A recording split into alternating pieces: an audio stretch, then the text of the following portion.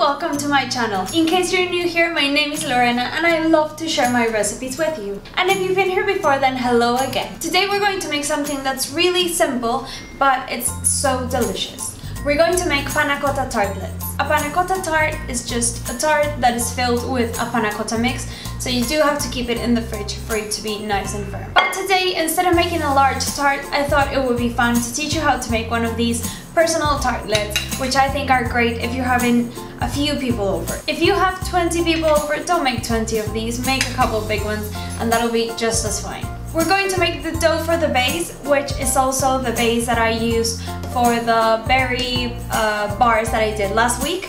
And then we're going to make a regular Panna Cotta mix. You can actually use it also to make unmoldable Panna Cottas or even put it inside jars. I prefer Panna Cotta tartlets to the ones that are filled with pastry cream because I feel like the Panna Cotta is much lighter and it even goes better with fresh fruit. So we're going to top ours with some strawberries.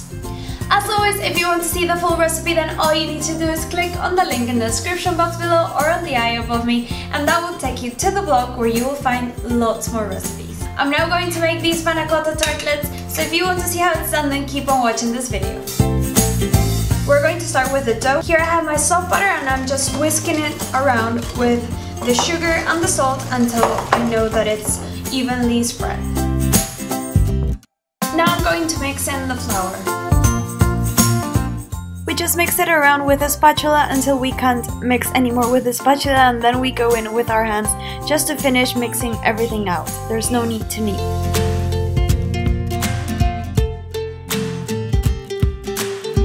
Now we're going to stretch out our dough. I have some flour on the table. I also put some on top, and you have to be mindful that this dough is really delicate, so every movement that you make, you need to make sure that it's not sticking to the table, and then we're going to pop it inside one of the molds. Be gentle with the rolling pin because this dough is really delicate because of the butter that it has in it, and then we just lift it up and put it on top of our mold and lift the edges and push down to make sure that it's going into the corner of your mold. Finally, we gently push into the edges of the mold to make sure that it has the nice fluted texture.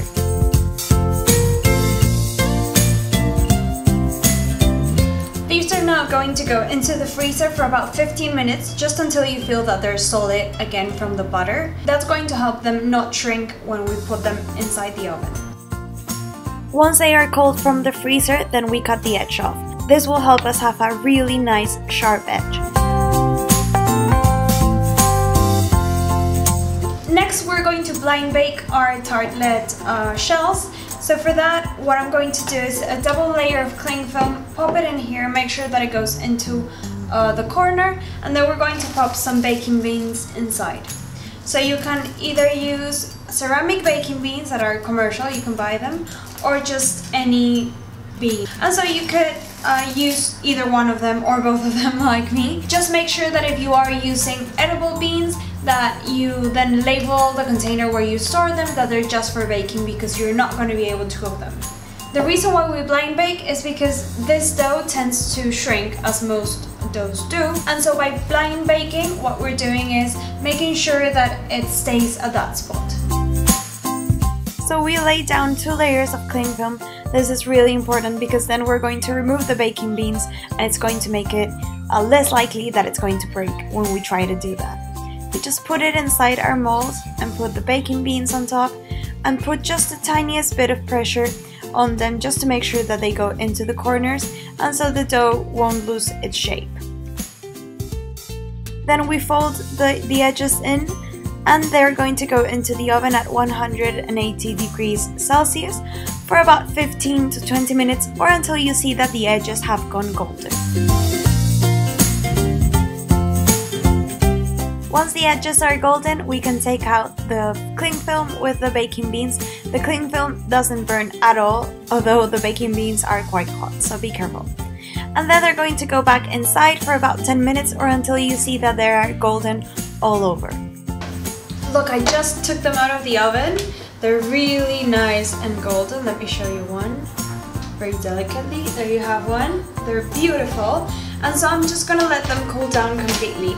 And while that's happening, we're going to go on to make the Panna Cotta.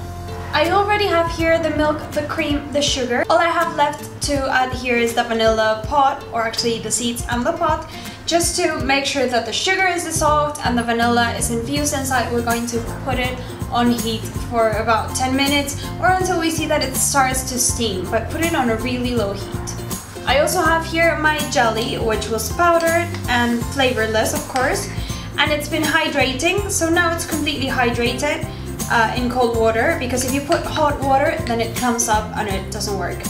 And so this is just ready. When we have the hot cream and milk ready, we'll just dissolve it inside and then that's it. To remove the seeds from the vanilla pod, we're just going to cut it in half lengthwise and use the back of the knife to scrape the seeds off. But scrape them really gently, because if not, you're going to take also fibers from the vanilla pod, and that's not very easy to take out afterwards from the milk.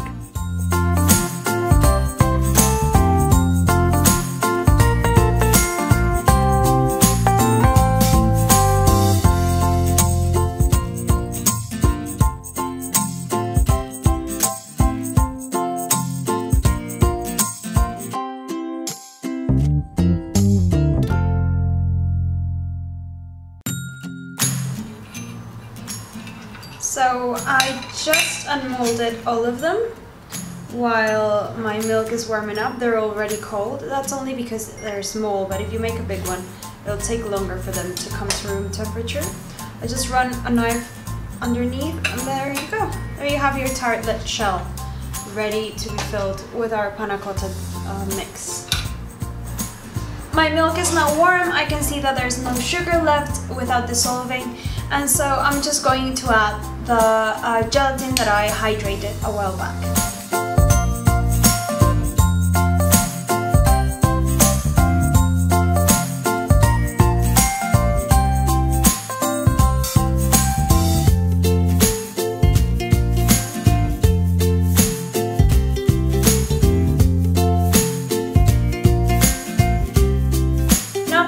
It through a sieve and onto this jar so that I can fill them. Well, of course there's the vanilla pod that's actually in there, but any pieces of the pod could have also become loose, and I don't want to put that inside my panna cotta. And also there could be a bit of lumps from the gelatin. Or even molds if you want to unmold them afterwards and have it served as a dessert on its own. Now we're going to wait for this mix to come completely to room temperature so it doesn't melt our tart shells.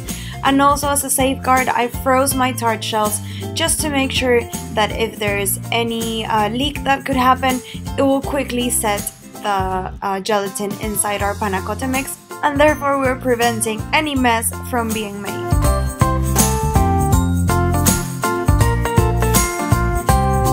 To finish them, I just topped them with some strawberries and fresh mint leaves, but of course you can use any fruit that you like.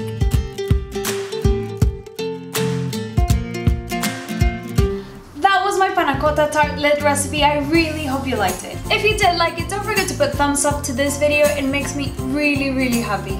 Also, if you make this recipe or any other recipe from the vlog, please send me a picture because I really love to see what you cook. Also, if there's anything that you would like me to teach you how to make, you can leave a comment below this video. I'm posting videos every Thursday and Sunday, so if you don't want to miss any of them, then I recommend that you subscribe to my channel. It's free and only one click away. You can also follow me on Instagram, Pinterest and Facebook as Cravings Journal. Thank you so much for watching this video and see you next time.